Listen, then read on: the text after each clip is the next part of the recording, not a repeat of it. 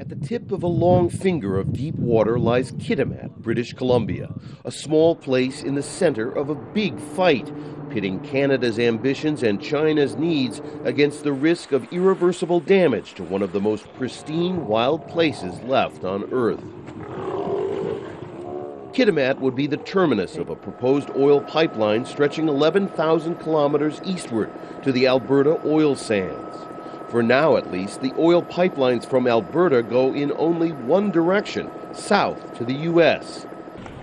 But Canadian Prime Minister Stephen Harper is looking west to China. We want to sell our energy to people who want to buy our energy. It's that simple. China sees Canada as a stable, reliable energy partner. Having the security of oil supply from countries such as Canada is very important to countries like China.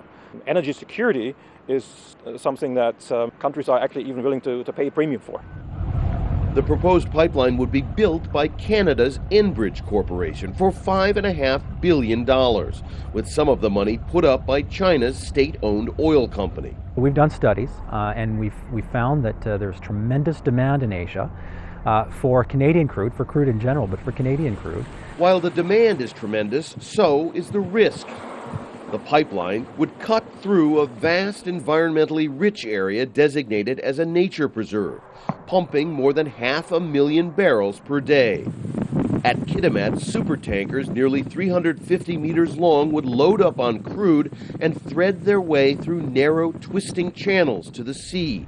Opponents say that's a recipe for disaster. Because we know that accidents happen, and when oil is transported, it spills. When there is an oil spill, both the marine and the rainforest ecosystems and the people who depend on them, and all of us who care about this part of the world will be impacted. Enbridge insists elaborate safeguards will minimize the possibility of a pipeline leak or of tankers running aground. If Canada builds its pipelines to the Pacific, it would help it become an energy superpower.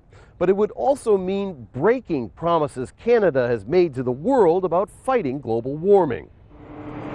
Harper has pledged to lower Canada's greenhouse gas emissions 65% by 2050. On the trajectory to get to those targets, you can already see, emissions need to be going down right now. So you can't be building a new pipeline out of the tar sands. You can't be expanding the tar sands. A government panel is weighing environmental risks and will make a recommendation in about a year. Pipeline opponents predict a long court battle and a campaign of civil disobedience to keep the oil away from this clean, wild place. Rob Reynolds, Al Jazeera, Kitimat, British